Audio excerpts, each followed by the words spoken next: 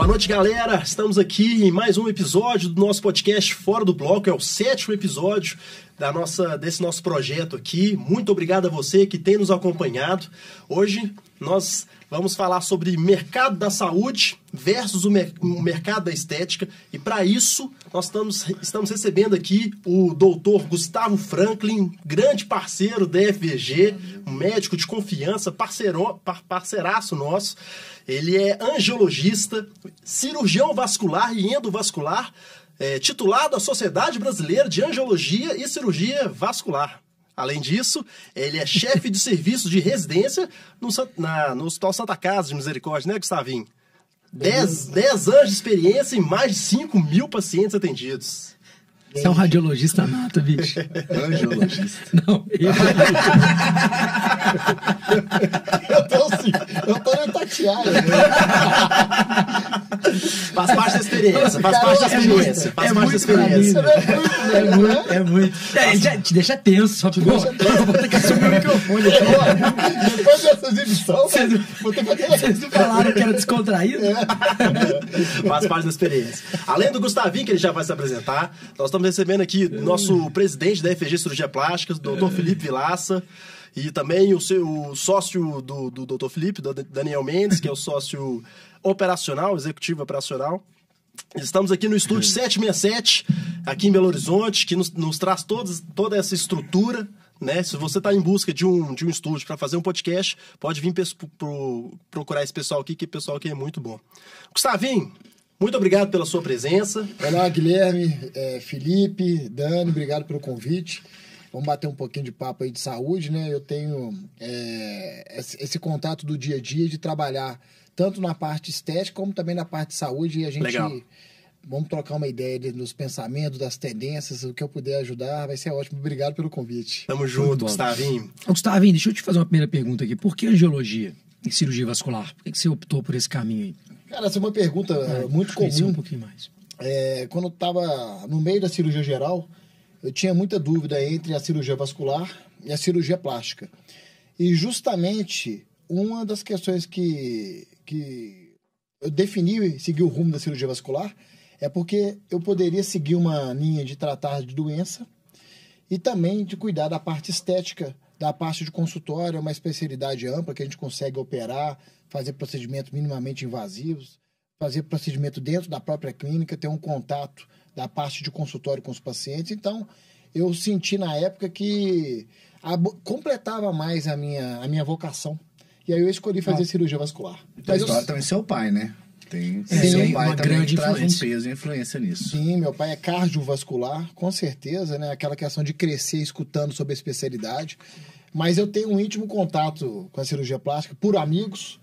E é uma cirurgia que pensa muito no refinamento, no acabamento, nos detalhes. Eu gosto muito também. Então, eu sou muito minucioso no acabamento, no cuidado. Então, acho que as especialidades conversam bastante nesse sentido. Você herdou carteira do seu pai, carteira de cliente ou não? Nunca.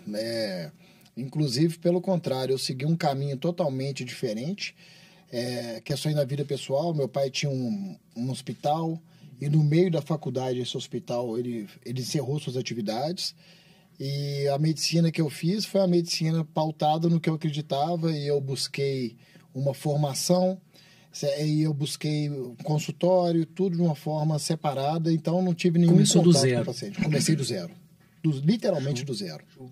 Gustavinho, deixa eu fazer uma pergunta aqui. O tema hoje, né, é a diferença do mercado da saúde, né, do doente, com o mercado da estética, né? Basicamente, assim, um eletivo ressaltando. Santa Casa versus consultório. Santa né? Casa versus consultório, exatamente. Cara, assim, qual que é a sua percepção das diferenças de canal, né? Assim, como é que o paciente doente ele chega para o médico e como é que o paciente eletivo chega para o médico? Porque, assim, por mais que você trouxe aqui pra gente, cara, eu tinha uma pegada assim, eu tinha um quê pra estética, mas eu também tinha uma vocação pra saúde, pra doença e tal. Pra ser médico, exatamente. Mas são canais de aquisição bem diferentes, né? Você reconhece isso, você acha que não? Qual que é o seu ponto de vista disso? Dani, é bem diferente. Eu acho que envolve a saúde, acho que ela está mudando muito. Primeiro, a promoção. Muita gente está preocupada com o diagnóstico. na década de 70, 80, da própria 60, a gente tratava a doença. Hoje a promoção, o diagnóstico precoce, o cuidado, a alimentação, tudo mudou. Prevenção. Boa, Vila. A prevenção, isso aí mudou muito. O que eu percebo é que ainda no mercado estético, o paciente ele tem uma percepção de ganho quando ele faz algum tipo de tratamento ou de procedimento. E muitas vezes, o paciente que vai cuidar da saúde, vamos dizer assim, ele não tem essa percepção de ganho. Tipo, um paciente que faz uma cirurgia para corrigir um aneurisma de aorta, por exemplo. É uma doença maligna se não for tratada no tempo correto. Ele não tem... ele termina de fazer a cirurgia... Não tem a percepção de ganho. Ele não tem a percepção de ganho. Porque, na verdade, no máximo, ele ganhou alguma cicatriz. Foi um procedimento interno. Ele não percebe... Ele não sabe visualmente qual desfecho ele teria. E já uma paciente que faz uma prótese de mama, ela percebe uma prótese, né, aumentada. Ela percebe que ela teve uma percepção diferente das pessoas ao redor dela. Então, ela tem aquela sensação de ganho. Na verdade, não é, além de sensação de ganho, na verdade, é o paciente ter uma percepção que teve um valor àquilo, né? Valor agregado. Você vai fazer uma cirurgia de aneurisma, cara, qual que é o valor? Eu estava vivo, continuei vivo. Perfeito. Ou seja, você não mudou o status do paciente. Você mudou o status que ele poderia morrer. Mas ele estava vivo, continuou vivo. Agora, a paciente que estava com baixa autoestima, e agora ela está com autoestima elevada, você mudou o status dela, a percepção é imediata, ela vê valor naquilo, né? O negócio é muito isso. O cara, ele sai do estado vivo para vivo, que diferença fez na vida dele? Você consegue comunicar isso com o seu público? Tipo assim, você consegue elevar esse nível de consciência para ele? Pegando esse gancho do Gui, porque assim, a especialidade que ela está fundamentada no eletivo, ela já tem uma pegada comercial, uma pegada de vender estética, enfim, né, de trazer essa coisa toda. Mas as especialidades que tem ali ainda uma pegada para a saúde, você tem que educar o paciente, você tem que vender ainda mais, você tem que comunicar ainda mais. É um esforço muito maior. Sem sombra de dúvida. Na verdade, eu acho que é muito mais que um esforço, antes do Gustavinho falar. Chega a beirar o impossível. Né? O paciente não vê valor quando o assunto é promoção à saúde.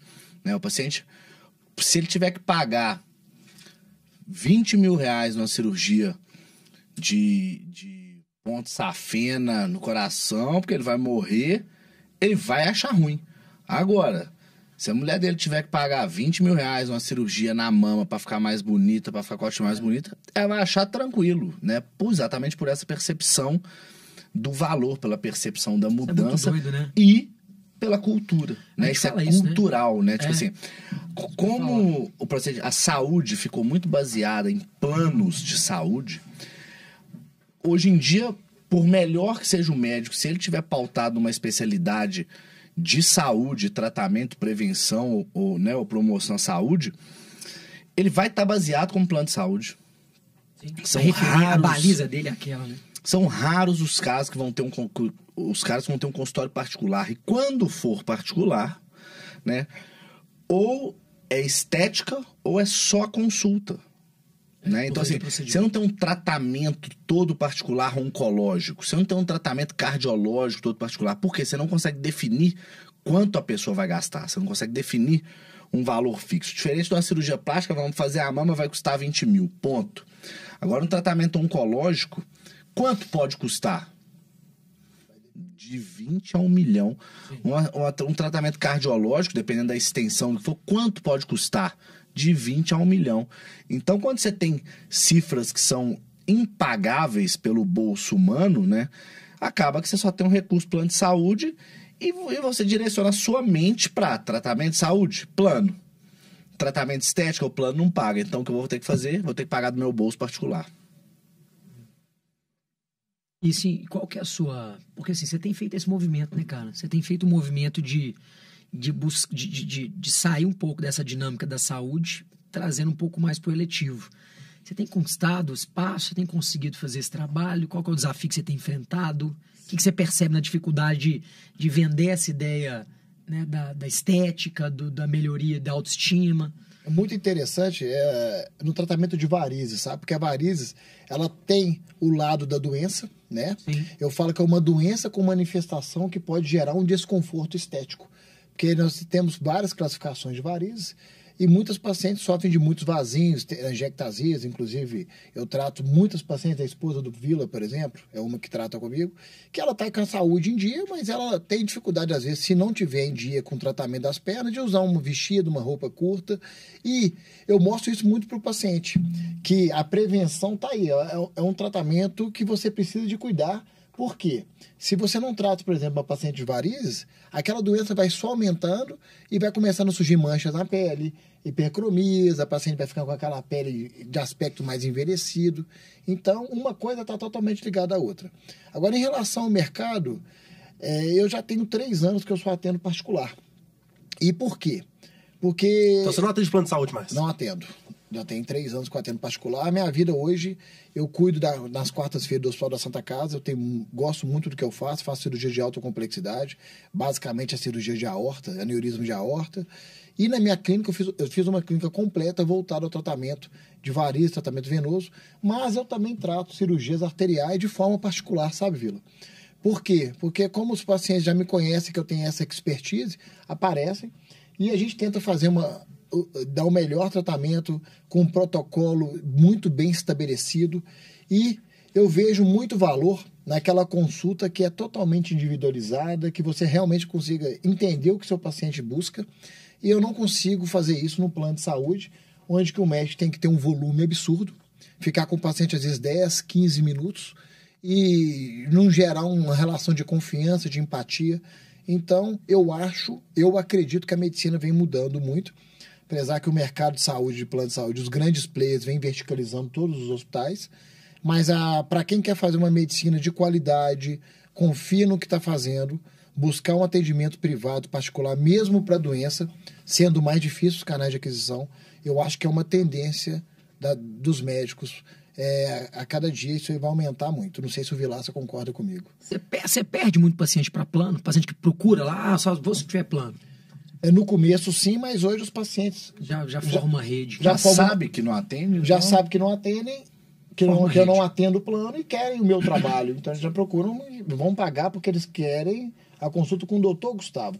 Eles querem a minha visão, o meu toque. Você construiu uma autoridade, então, nisso aí, e agora você consegue aí ficar sem essa dependência de plano de saúde que muitos médicos ainda têm, né? Tipo assim, não tem ali um público, não tem ali um canal de aquisição muito forte, uma autoridade muito forte. Exatamente. Guilherme, eu acho que é um processo meio que natural para quem faz aquilo que gosta, com dedicação, buscando o melhor para o próximo. Eu acho que a empatia, o cuidado, o zelo pelo paciente, em qualquer área, seja área estética ou de saúde, é o caminho. E foi uma questão natural. Eu descobri isso e a minha grande virada de chave, eu já falei até com o Dani, falei com o Felipe também. Em 2018 eu fiz um levantamento que 80% do meu volume de consultório era de convênio e me trazia 20% do meu faturamento. Ou seja, 20% da minha demanda particular é responsável por 80% da demanda. Isso para mim foi muito impactante. É a lei de Pareto, né? E casou direitinho e a partir daí eu percebi, gente, eu vou dedicar mais tempo aos pacientes privados e abrir mão do plano de saúde. É claro que o começo é difícil, você vai ter uma agenda com tempo livre, só que quando você está atendendo o paciente, você vai ter uma forma de atender, uma linha de cuidados, um pilar muito bem estabelecidos. Você tem um tempo maior, inclusive, para dedicar aquele paciente, né? Exatamente. Então, assim, só de você ter um tempo maior para dedicar aquele paciente, se doar mais, você vai entregar um resultado melhor. Esse paciente vai ficar mais satisfeito, mais fiel a você e tudo. Ele escolhe Mas o plano de saúde continua sendo a cocaína do médico. Entende? Ele não consegue largar. O plano de saúde é a cocaína do médico. Por que ele não consegue largar? Cara, porque é onde o paciente chega garantido. Usa como canal de aquisição mesmo. É talvez o único canal de aquisição. A gente quando tem, né? Como a gente tem uma visão empresarial da medicina, a gente tem uma visão de gestão e consegue ter uma noção, né, de canal de aquisição, de trabalho de canal de aquisição, de trazer o paciente. boa noção de jornada do paciente, de experiência que esse paciente tem que ter, você consegue realmente ter uma visão onde o que você quer oferecer, né, o quanto mais prêmio que você oferecer for, isso vai ter que ser pago, né? E esses canais de aquisição, quando bem trabalhados, vão te trazer esse cliente que quer pagar e viver essa experiência com você, viver o resultado com você. Mas existe a maioria dos médicos, né, da essência deles e da formação deles, eles não têm nenhuma formação de gestão, nenhuma formação empresarial, nenhuma formação em marketing, nada. Então o cara simplesmente sabe tratar uma doença e é isso que o plano de saúde quer. Um cara que não pensa, né? Quanto mais só vejo a doença, só trata a doença, o médico for, o plano de saúde é melhor. Por quê? Porque quanto menos o médico pensar, menos o médico vai questionar os honorários que o plano paga. Então o que o plano faz? Eu vou encher seu consultório, vou te botar para trabalhar igual um burro de carga, porque se você estiver trabalhando muito, você vai estar recebendo relativamente ok, e você não me enche o saco quanto eu estou te pagando. Agora, o plano de saúde, se não entrega demanda, né, não entrega demanda, o médico não faz o número que ele espera, não fatura e tem questionamento. Então, o trabalho do plano é gerar consulta, botar paciente para dentro. Falar que o plano de saúde não quer gerar consulta porque ele não quer gastar aquela consulta é mentira. Ele olha também para o médico como médico, um cliente dele. Então, se ele não encher aquele pote do médico, vai ser um problema para ele na balança. Então, ele tem uma balança entre paciente e entre médico. Ele tem que deixar os dois, entre aspas, meio satisfeitos. O meio satisfeito não te enche o saco. Total. Sabe uma outra coisa, velho, que caracteriza muito essa característica? É o seguinte: o mercado, assim, a diferença entre o mercado da saúde tradicional, né, que é um doente e tal, e o mercado da estética, é o ponto de decisão. Você imagina, o paciente no mercado estético, no mercado eletivo, ele toma a decisão de buscar uma solução para uma dor que ele tem, seja de autoestima, qualquer ela que seja. No mercado desse, ele não toma a decisão, ele cai nela, né? Você está doente, você tem que se tratar, você vai morrer, você vai ter um problema maior, você vai... Enfim...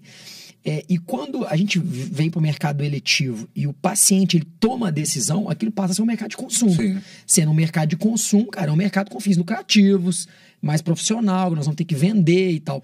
E eu percebo que, assim, tirando algumas especialidades, e a plástica está numa delas, a grande maioria está do lado de cá.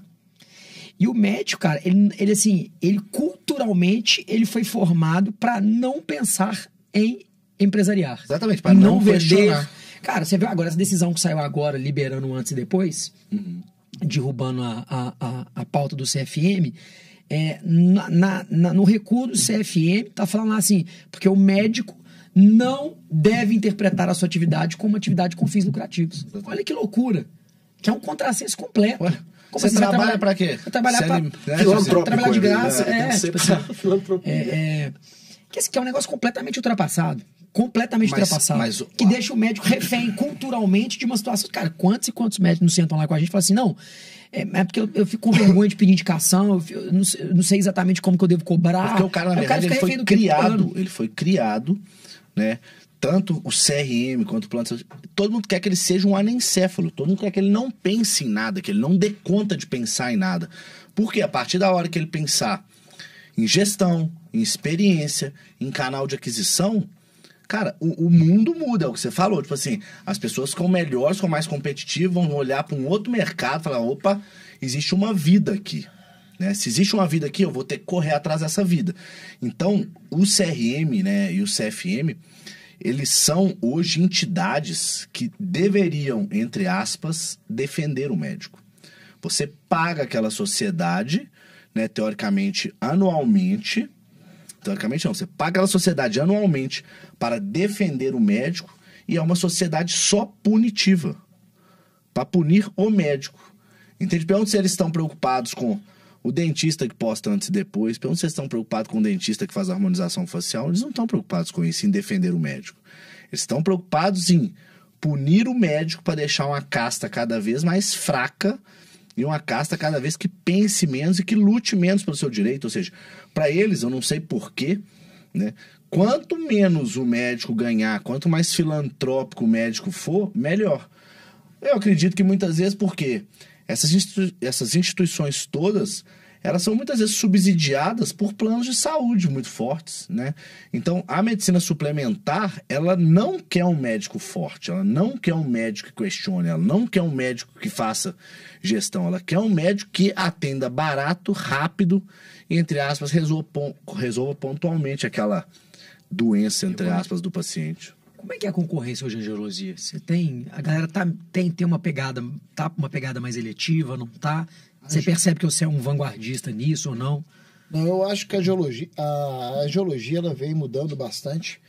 Os tratamentos, principalmente das varizes, de doenças venosas, dos vasinhos, eles têm modernizado muito. E a cada dia o angiologista no Brasil tem procurado preocupar com a experiência, com uma boa entrega, com um bom consultório, com um bom acabamento, com fotografia do paciente. Então, eu vejo que teve uma mudança muito importante. Quanto tempo? Os últimos 5, 6 anos. A própria forma de investir no consultório. Na década de 80, ninguém tinha ultrassom no consultório. Hoje, acho que a maioria dos angiologistas fazem um duplex scan, fazem um exame na própria clínica. Muitos médicos investindo no laser. Mas é claro, o grande peso está ainda nos convênios. Eu acho que o que o Vilar falou é muito importante. Aquele médico que vive da Unimed, ele fica com muita insegurança de dar essa virada de chave. Ele fica com muita insegurança porque... Ele já está preso na renda, muitas vezes. Ele já está preso na renda. E aí eu sempre faço uma pergunta quando eu vejo os colegas em congresso. O seu paciente está lá por causa de você ou ele está lá por causa da carteirinha do plano de saúde? Muda tudo. Isso muda tudo, porque, na verdade, o que você está construindo? Eu tenho uma visão, eu não acredito muito em instituição. Eu acho que a gente está numa fase de transformação e quem não virar a chave, não cuidar do seu paciente, colocando o paciente no centro do jogo, no centro da experiência, esse médico vai ficar para trás. Porque o paciente está mais educado, o paciente está correndo atrás de informação. O paciente que chega no meu consultório hoje, ele não chega para saber o que ele tem. Ele chega para saber qual é o melhor tratamento que eu penso para ele. Mas ele já tem a opinião dele. É um paciente diferenciado. Então, é uma construção de valor. Por isso que eu acho que o médico é uma classe que trabalha muito, que agrega muito valor no que ele faz, mas é o que o Vilaça falou. Nós não temos a expertise do mundo empresarial, do mundo da gestão. Claro que nós é muita gente, né? Nós temos grandes médicos aí que cuidam disso, mas eu não acredito que se a pessoa não mudar, ela vai ficar... Cara, sabe uma coisa que eu percebo que a galera erra muito? O seguinte, na plástica isso acontece, volta a falar menos, porque a galera já tá meio que batendo guidão ali pelo paciente eletivo, já tem um tempo, então a galera o mercado se profissionalizou mais rápido, eu acho. Mas quando você pega igual a sua especialidade, por exemplo, né, angiologia, que ainda tem uma cultura da paciente da carteirinha, que vai procurar pelo plano, porque, cara, tem muito mais uma ligação com a doença do que com a estética, muito mais culturalmente falando. O médico ele tem uma dificuldade muito grande, por exemplo, igual o seu caso, vou investir em estética, então eu vou ter que começar a comunicar para as minhas pacientes que, cara, não é o tratamento da perna, é a beleza da perna, né? A importância de você usar uma saia, a importância de estar bem com a sua... a autoestima da perna e por aí vai. Mas o médico tem uma dificuldade muito grande de mostrar para a paciente que essa é uma dor verdadeira dela. E lá na fase da consciência da paciente fala assim, tá vendo você... que tem aquela veiazinha que te incomoda, que você põe meia calça, que você põe só calça e não quer mostrar e tal. Então a galera fica muito preso ali na dor, na doença. E, cara, eu vejo que, por exemplo, a cirurgia plástica, como ela está fundamentada na modelagem corporal, a mulher começa a ter a consciência que o corpo dela não tá bom muito rápido. Então é aquele negócio, né? Você tem uma mulher, ela teve um filho, teve 2 filhos, teve 3 filhos, X lá, ela tinha mama em pezinha. Aí ela teve um filho, teve um caimento de mama, teve um segundo, a mama caiu mais. Cara, ela tá vendo aquele processo acontecer. A fase da consciência dela acontece e ela amadurece assim, relativamente rápido. Muitas vezes na perna não é um ponto forte. E assim, o médico teria que ir lá e evidenciar. Tá vendo como é que você seria mais feliz? A autoestima tá lá na perna também e tal. Você faz alguma coisa nesse sentido ou não? Começando agora, talvez, né, Gustavinho? Não, faz. Por exemplo, se o Vilaça, a agenda de consultório dele, tem 10 consultas aguardando ele numa manhã. Sim. As 10 consultas, a paciente está lá por uma demanda que ela tem. Ela já sabe, eu vim aqui para fazer um procedimento. Eu quero só ver se ele vai me convencer. Sim, eu quero vai dar match. Se vai dar match ou não. Na vascular, não. Às vezes a paciente pode procurar por causa de dor, de peso, de desconforto, de questão de sintomas, ou ela pode procurar por uma questão de desconforto visual. Mas o que eu percebo, como eu sou atento paciente particular, o paciente que me procura, ele já tem a consciência do que ele quer.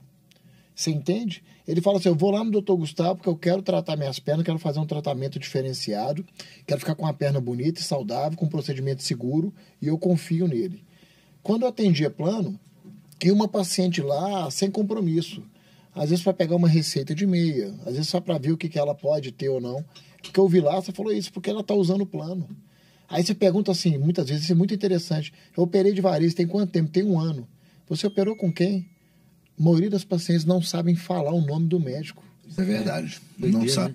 Cara, até na cirurgia, até na cirurgia plástica, muitas vezes o paciente operou relativamente, né, pouco tempo para você esquecer alguma coisa assim do que te marcou e por um período, pelo menos 6 meses pós-operatório. Ah, mas quem te operou? Nossa, esqueci o nome dele. Você fala assim, eu sempre falo só assim, você pode ter certeza que eu vou fazer o possível pra você não esquecer o meu. Pro bem, né, pelo menos, assim. Porque, poxa. Doideira, né? Doideira, não, mas eu acho que a consciência vem mudando. Por exemplo, a endocrinologia, ela não cuida só do diabetes hoje.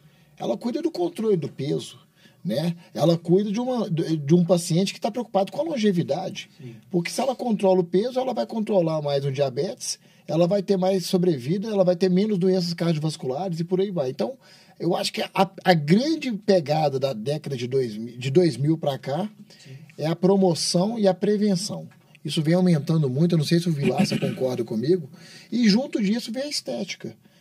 Na própria rede social, as pessoas estão sendo vistas, elas têm mais poder de comparação, né? Antigamente o pessoal não tinha tanta rede social assim. Hoje você vê rede social o dia inteiro, né? Há 10 anos atrás não existia o Instagram. Não existia Instagram. Você imagina a sua vida sem o Instagram hoje? Exatamente. A vida do cirurgião plástico devia ser bem mais fácil, viu? Mudou muito, com certeza. Porque assim, muda muito o nível de cobrança alto, né? Uma expectativa alta quando o paciente está pagando. Ele tem um empoderamento, uma exigência daquilo, né? Tipo assim, uma coisa que particularmente me irrita muito, tipo assim, quando o paciente... Mas eu paguei tanto por isso. Eu falo, calma, né? Não é assim que a banda toca, né? Então, assim, isso realmente deixa o paciente com uma cobrança muito maior, né? Porque muitas vezes a paciente, aquele negócio, aparece muito no Instagram, a paciente, quando ela tá empinadona, a barriga não dobra. Agora, quando a paciente, a mesma pessoa dobra, né, encolhe, a barriga dela dobra. E muitas vezes a paciente traz uma foto dela empinadona e fala assim, olha a barriga dessa moça, não dobra. Eu também quero que a minha não dobra. Cara, é a posição que ela tá, né? Então, assim, porque a rede social também deixa a pessoa mais emburrecida, tira um pouco do senso crítico das pessoas, sabe? Tipo assim, então a pessoa começa a se comparar de uma forma muito doida. Eu falo muito para as pacientes. Chega uma paciente com aquele lipedema na perna, né? Com a necessidade de melhorar aquela estética daquela perna e tudo. Eu tenho que chegar para ela desse jeito. Falo assim, você nunca vai ter a perna da Sabrina Sato. Ok, isso já tá na sua cabeça? Mas você acha que não dá para melhorar esse tanto? Não, não dá. Por quê? Porque você está completamente fora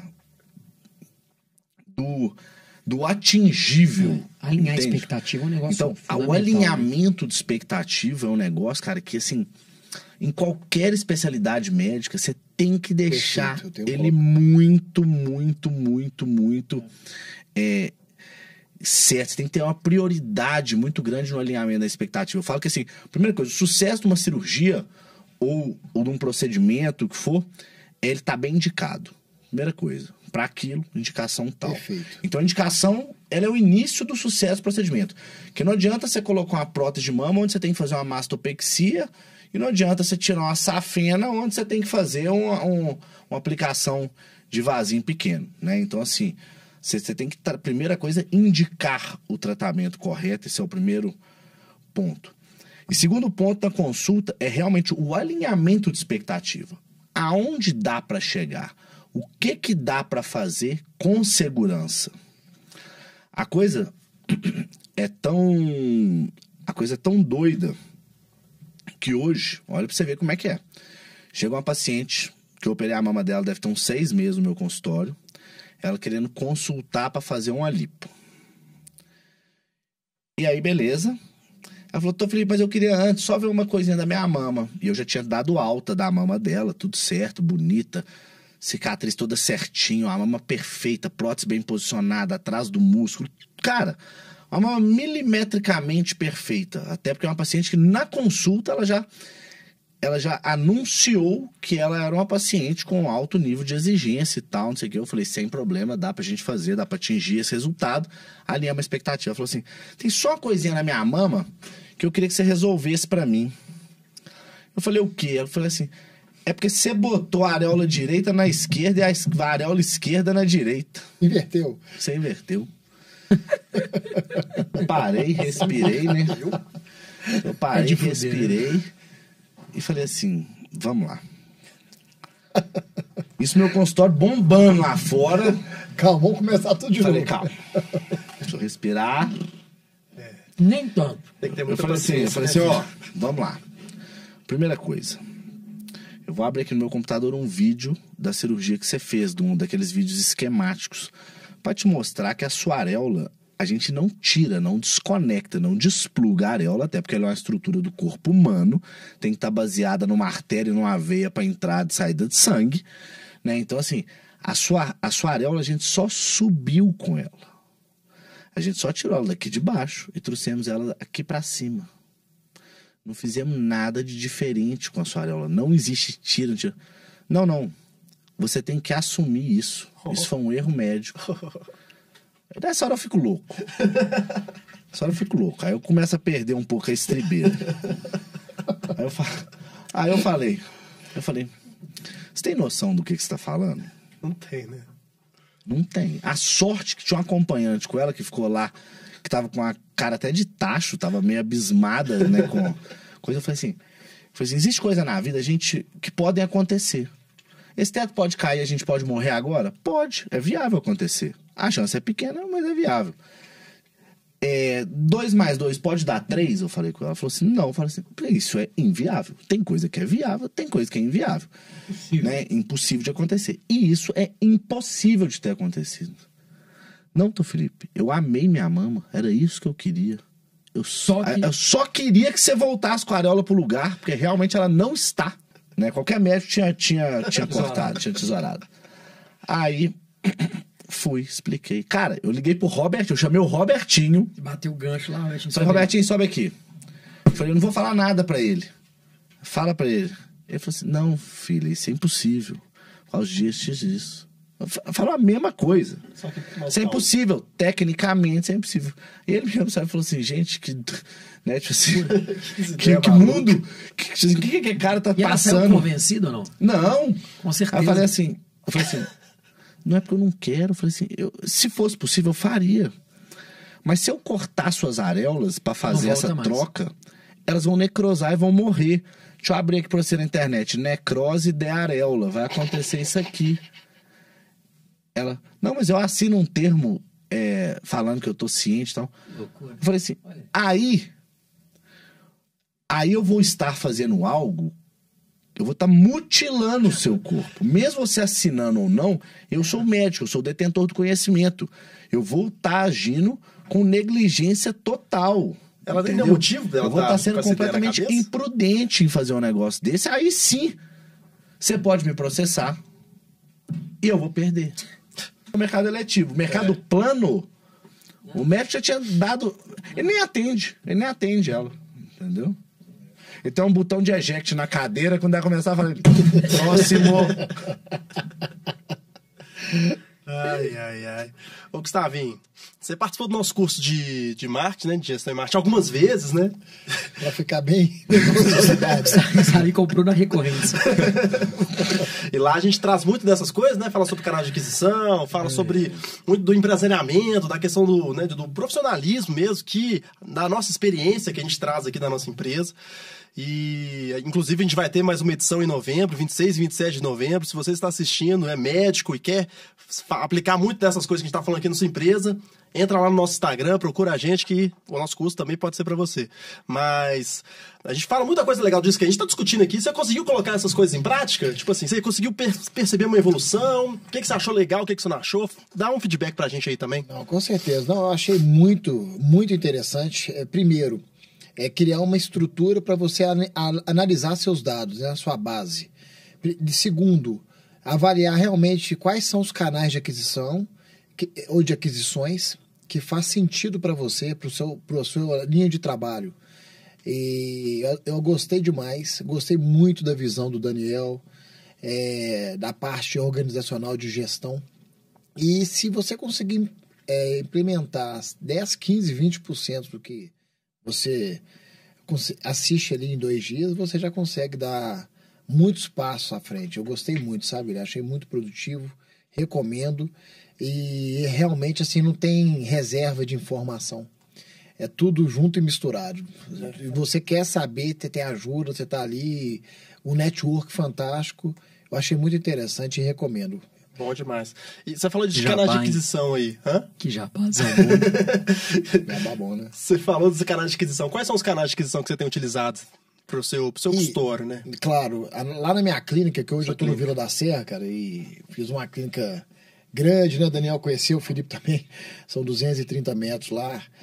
Você trabalha sozinho lá ou você tem alguns parceiros? Trabalho sozinho, agora tá começando a chegar alguns parceiros, porque eu tenho um objetivo de criar uma clínica da perna. Não Legal. Só para cuidar das varizes e dos vasinhos, mas entregar mais. Um melhor contorno da perna, um melhor contorno... Um tratamento completo. Um tratamento completo, porque às vezes a paciente acaba de tratar as varizes, por exemplo, mas ela precisa de malhar, ela quer ter uma musculatura exuberante, ela quer ter uma panturrilha mais hipertrofiada. Então, por exemplo, para casar aqui, eu estou levando um personal trainer para fazer uma linha de cuidado, para montar uma ficha de treino para uma paciente que termina um tratamento de varizes. Porque se eu chegar para ela e falar assim, olha, você precisa de malhar. Ah, tá bom, doutor. Mas se eu chego no final do tratamento, você vai fazer uma avaliação com o educador físico e ele vai montar um plano para você. É diferente. Total. E a gente sabe que muitas vezes a paciente está com dores de peso, de queimação, ela começa a fazer atividade física e aquela dor passa sem fazer nenhum tipo de procedimento. Então, isso que eu acredito, entregar valor e saúde para os pacientes que procuram a clínica Gustavo Franklin. Falando aqui na canais de aquisição, marketing de indicação, eu tenho muitos pacientes por indicação de outros pacientes, de colegas, como tem a FVG e outros colegas que mandam para um paciente para tratar varizes, para fazer uma propedêutica segura para a trombose, né? Vocês são colegas muito seguros, preocupados com o paciente, eu acho isso muito importante. O Instagram, eu não acreditava em Instagram, eu comecei a acreditar, e o Google, né? Mas falar assim, Gustavo, você é um cara que tem a manha, tem a conexão com a internet, eu estou aprendendo. Mas o que eu percebi? Que você tem que ser você tem que falar a verdade, é o que eu faço, você é autêntico, porque você vai ter pacientes parecidos com o seu estilo. É isso aí. Cada médico tem os seus pacientes parecidos com o que ele pensa, com o que ele acredita. Então, cria uma conexão ali, né? Te ver ali no Instagram, a Vila faz muito isso, né?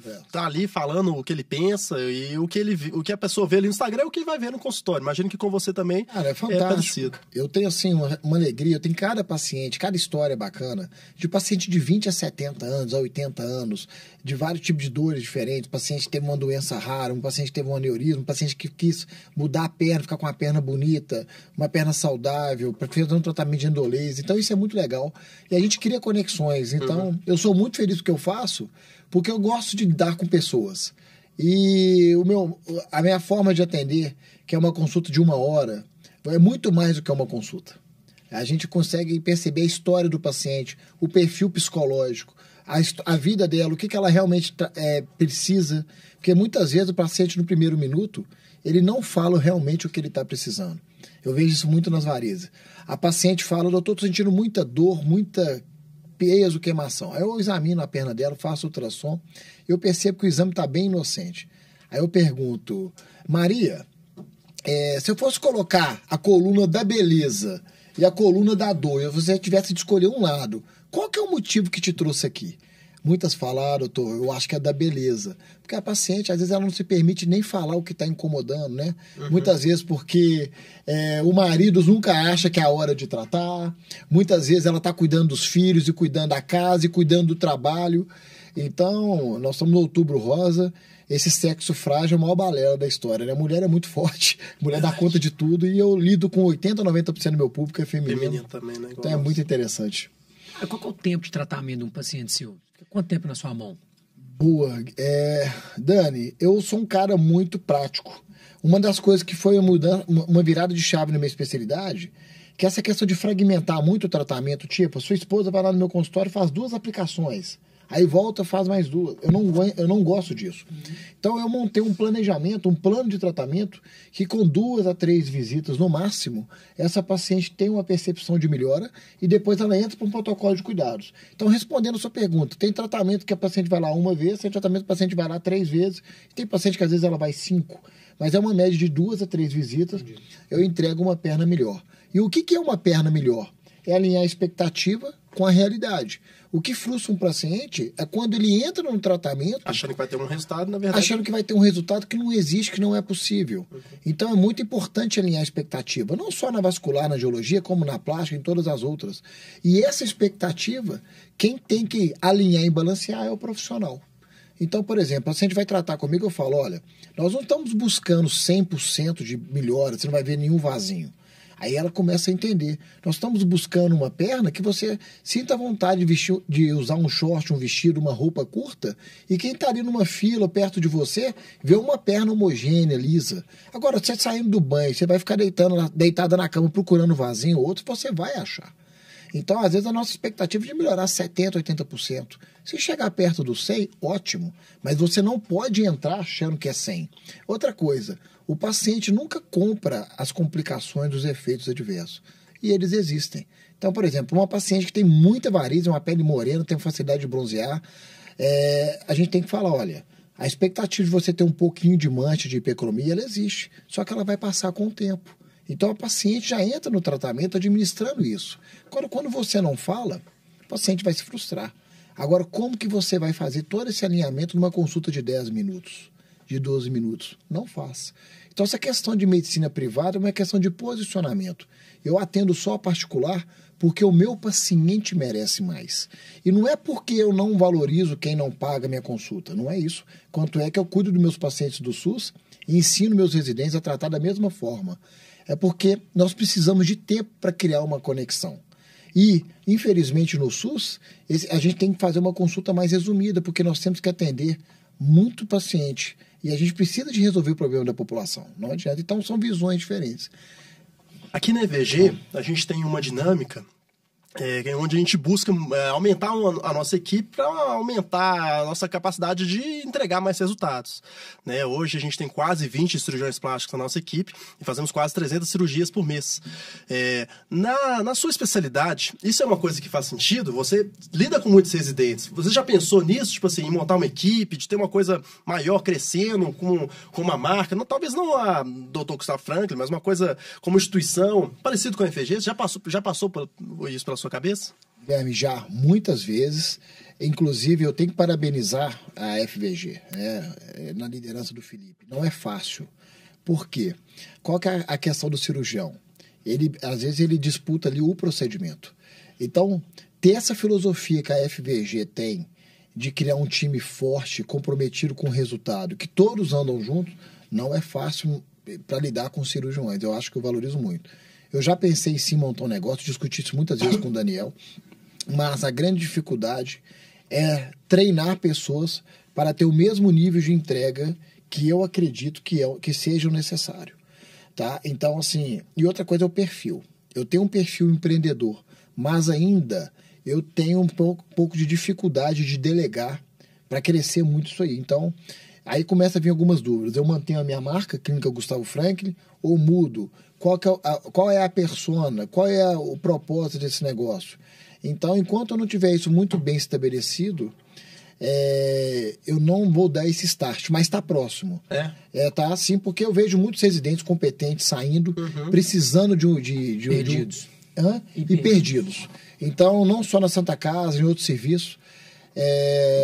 Tem uma linha, o médico vascular pode ir para a linha de exame de ultrassom, pode ir para a linha de clínica de consultório, pode fazer cirurgia arterial. E eu acredito que dá para fazer uma medicina boa, mas o médico tem que ter um posicionamento para buscar isso. Se ele ficar com medo e à mercê do mercado, do que te oferecem, ele vai ficar... Você já usou, cara, influenciador em algum momento como canal? Nenhuma vez. Tem algumas influenciadoras que já foram no meu consultório, na minha clínica, mas foi demanda espontânea e muito interessante. Não para vender. Não para vender. E não para vender, e às vezes elas publicam e ficam muito satisfeitos com o resultado, e às vezes as pessoas que estão vendo de fora fica até parecendo assim, isso aí foi combinado.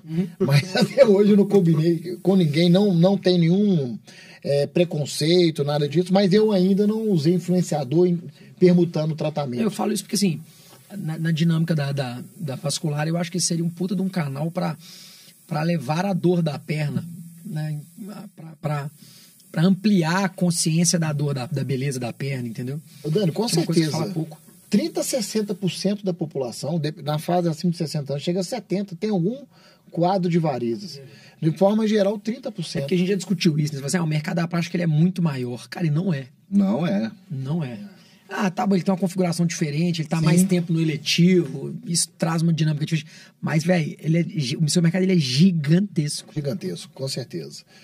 Mercado da plástica, da vascular, da dermatologia, né? As equipes multidisciplinares, né? A gente troca muito conhecimento, indicação, então realmente tem muita área aí para trabalhar. Eu acho que é o mindset que muda, né? Dependendo do momento. Por isso que eu acho que o network, inclusive fazendo aí uma propaganda do curso de vocês, quando você está num ambiente de prosperidade, que tem várias pessoas pensando de maneira diferente, você vai pensar de maneira diferente. Agora, se você está dentro de um concurso público, dentro do hospital, onde todo mundo está olhando o relógio para ver a hora que ele vai acabar o plantão, o que aquilo ali vai te trazer de informação para você virar o jogo, para agregar? Concorda, Felipe? Não, eu acho assim... Na verdade, você está falando, né, do horário para ir embora do concurso público, é um negócio que eu vi e vivi isso na pele quando eu trabalhava lá no Regional de Betim. Bons tempos, cara, hein? bons tempos. Importante, formação. Eu saía de casa, longe, bater trânsito, até Betim e tal, porque tinha um paciente para operar tal determinada hora, né, e bloco, aquele negócio, tudo mais. Ia lá. Cara, para chegar, e o anestesista, né, concursado, sem nenhum comprometimento, né, simplesmente chegar e falar assim, não vou anestesiar, não. Nós não vamos anestesiar hoje, não. Mas por quê, filho? Eu saí lá da minha casa para resolver o problema do paciente. Pô, não tava ali por grana. Claro que a grana no final do mês complementava a renda, né? Mas assim, eu não tinha saído de casa pela grana. É pelo paciente. Eu tinha saído de casa porque tinha alguém precisando e esperando. E o cara simplesmente... Eu não lembro qual foi meio que a desculpa, o motivo, mas foi uma coisa assim... Absurda. Do negócio terminar quase na porrada. Tipo assim... Deu ter que xingar o cara alto no bloco cirúrgico, apontando pra ele que ia dar um couro nele. E o mesmo cara é um cara que anestesia aí, não lembro aonde na época, mas anestesiava em alguma clínica de cirurgia plástica. Agora pergunta se esse cara bomba um paciente de plástica que vai pagar pra ele lá particular na hora. Não bomba. Então, assim, pra mim, né, beira o mau caratismo um médico com essa duplo comportamento, entende? Beira o mau caratismo um cara que no particular ele vai e no SUS, que ele recebe ali todo mês, ele não tem compromisso, ele bomba o paciente e não vai. Felipe, é muito importante. Eu acredito fielmente e passo muito para isso. E passo muito isso para meus residentes. Se você se comprometeu a atender, seja ele paciente particular, convênio ou SUS, você está lá porque você quer. O paciente tem que ser atendido com a mesma atenção, com o mesmo zelo, com o mesmo compromisso. Isso, para mim, é a base da medicina. Por quê? Muitos colegas pensam assim, eu tenho um grau de exigência menor porque eu estou aqui no serviço do SUS. Não. O paciente está ali do outro lado, ele precisa de você. Eu acho que essa que é a grande virada, sabe? Agora, se as instituições não te oferecem ferramentas para fazer um bom atendimento, então você toma atitude e saia. Mas não penalize o seu paciente. Você vai conseguir fazer no SUS uma consulta de 1 hora? De forma alguma. Mas você vai conseguir fazer uma consulta digna? Sim. Com certeza. Entende? Então, assim, no consultório particular você consegue fazer de 1 hora, 2 horas? Consegue. Você vai se programar, se planejar e cobrar por isso. Mas, cara, você está lá, né, tipo assim, por escolha sua, por opção sua. Exato. Então você tem que entregar um tratamento digno, seja para o paciente A ou para o paciente B. Exatamente. Né? Senão o cara que não faz isso, cara, é um cara, tipo assim, é um cara de quinta qualidade, entende? Eu tenho até hoje. Isso é um fato que aconteceu que me incomoda profundamente. Até hoje eu tenho ele marcado em mim, falando assim, cara, como é que é possível? Nunca seja um médico desse nível. Engraçado como é que não pode confundir, né, cara? Não tem nada a ver, assim, o mercado particular do mercado público, né? O SUS e tal. O que faz um médico ser um médico especial é a atenção dada ao paciente. Claro. Aí você pode, assim, que beira o óbvio, né? Aí você pode pegar todos os médicos de sucesso do particular. Não, é porque são caras muito atenciosos ao paciente. Ponto. E eles vieram de sucesso onde eles passaram. Eles deixaram a marca. Eles deixaram a marca e fizeram diferente. Por isso que, assim, isso vem desde a faculdade. Total. Por que né, alguém te liga, um colega seu te liga e fala assim, cara, quero te encaminhar um paciente. Por uma coisa que você construiu lá atrás, que você construiu em outro lugar, em outra época. Não é por onde você está sentado hoje. Toda carreira médica, né? Todo médico de sucesso, bem-sucedido, seja aí qual for o método para analisar o que é sucesso ou não, ele participou de uma jornada de formação, de residência, de atendimento em serviço público. Eu atendi no interior de Minas Gerais, atendi no SAMU, trabalhei no SAMU, trabalhei em UPA, ficava em UPA aí domingo de madrugada. Até o paciente às vezes ficava 6 horas na fila, 7 horas esperando o atendimento. Qual é o direito que eu tenho de colocar esse paciente na minha frente e atender ele de qualquer jeito? Eu posso atender uma consulta de 10 a 15 minutos, mas resolver o problema daquele paciente. Então, eu acho que... Ou não resolver, mas se você não conseguir por algum motivo, seja técnico ou operacional, mas tratar o paciente com dignidade, com carinho, né? Buscando fazer o seu melhor sempre naquele contexto. E o que eu queria chegar, Felipe? E aí nós fomos criados um dogma do cuidado, onde o médico tem dificuldade de lidar com receita, com trabalho, com faturamento, com retorno e um bom atendimento. E uma coisa não tem nada a ver com a outra. Você pode discutir suas condições de trabalho e tratar bem seu paciente. Então, essa questão de posicionamento. Por que hoje eu atendo particular de segunda, terça, quinta e sexta e estou na chefia da residência da Santa Casa? Porque eu gosto de cuidar de pessoas. Ponto. Isso aí que eu acho que é a virada de chave. E é o que o Felipe falou no começo aqui da nossa conversa. Nós não fomos treinados para isso. O médico é a única classe que começa a trabalhar para depois saber como que ele vai receber. Você pega um plantão, você não sabe quais são as condições do plantão, você não sabe como é que funciona o plantão, como é que eles vão te pagar. Você pega a sua maleta e vai trabalhar. Onde que você já viu isso? Qual outra profissão que alguém entra em algum lugar sem saber como que ele vai receber, sem assinar nada? Então, assim, nós somos uma classe altamente qualificada, mas ainda pouco polida na forma da gestão. Eu acho que isso aí está mudando. Na gestão, a gente não fala só gestão de empresa, de uma empresa médica. De vida. É gestão de carreira. De carreira. Né? Assim, gestão de carreira. Que negócio? Onde eu quero chegar? Qual que é o meu objetivo? Qual que é o meu propósito? Quais são minhas metas? Né? É aquilo que a gente fala sempre, né? Tipo assim, você tem que ter esses primeiros passos definidos. Isso pode ser simplesmente só da sua carreira. Né? Esse negócio cara, do comportamental de colocar o paciente no centro e fazer disso, né, uma prioridade, isso não vem do consultório particular hoje. Não vem. Isso vem da essência, vem da formação, mais que isso vem do caráter do cara. Entende? Eu acho que vem do caráter do cara. Se você está disposto a fazer aquilo, se aquela é a sua ocupação é tratar de alguém, sua formação é essa, né? Esse alguém, ele tem que estar no centro. Claro que no SUS você não vai conseguir entregar a melhor jornada para esse cliente, você não vai conseguir. Mas você tem que entregar a melhor experiência para ele dentro do seu consultório. Dentro das 4 paredes ali, você tem que entregar para ele a melhor experiência.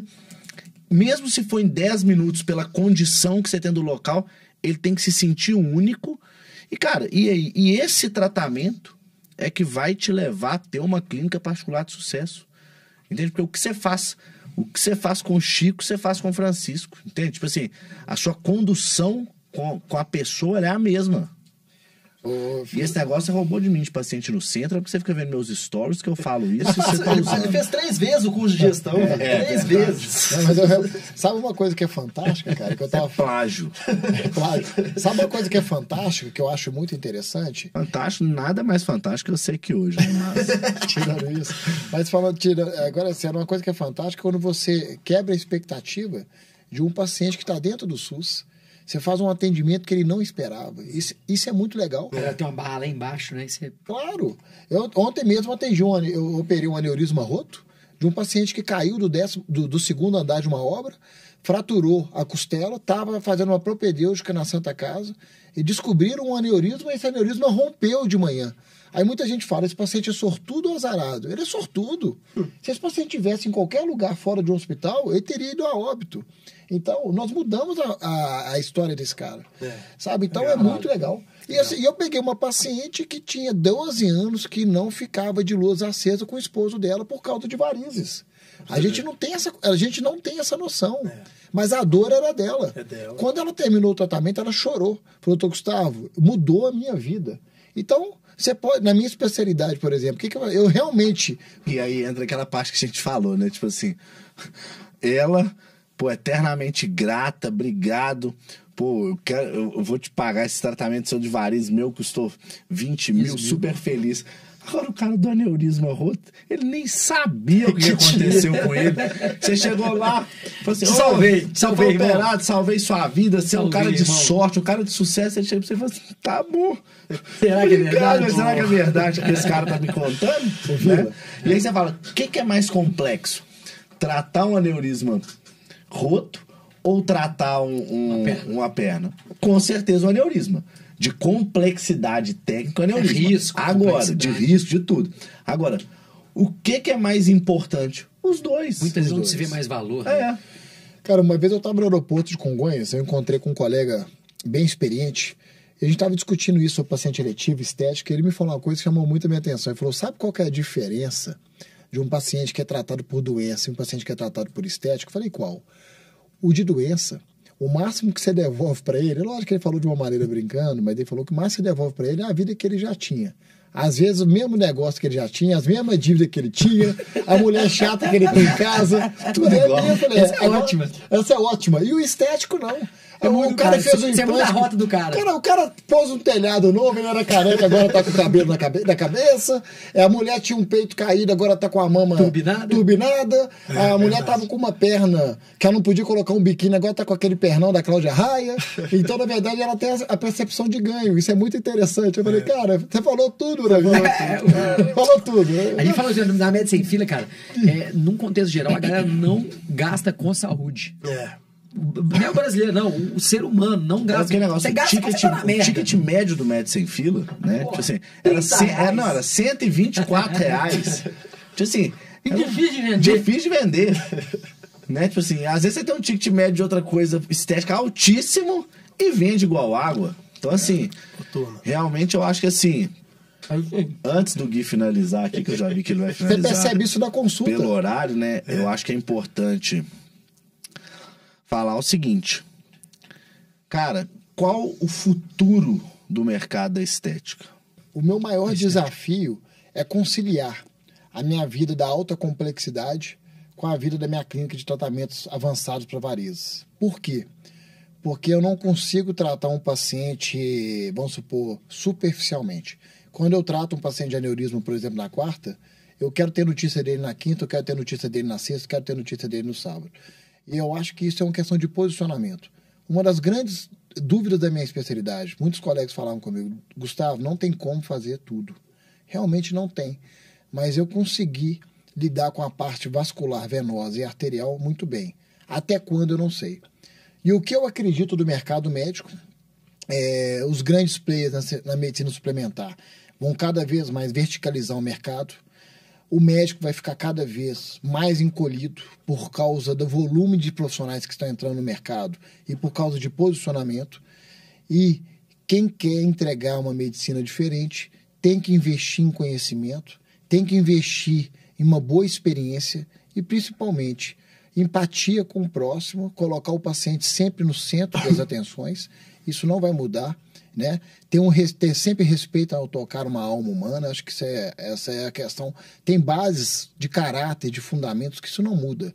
Não é questão de ser particular, convênio ou SUS, eu realmente acredito nisso, mas o mercado está muito mudado, está muito em transformação, e eu espero aí momentos difíceis, porém não prazerosos para quem quer. Quem faz o que gosta vai sempre buscar, vai sempre achar um lugar, um caminho diferente, um caminho novo. Muito obrigado pela presença de todos que nos acompanhou até aqui. Assista às nossas plataformas, estamos no Spotify, estamos no da Apple, estamos em todos. Veja os episódios para trás.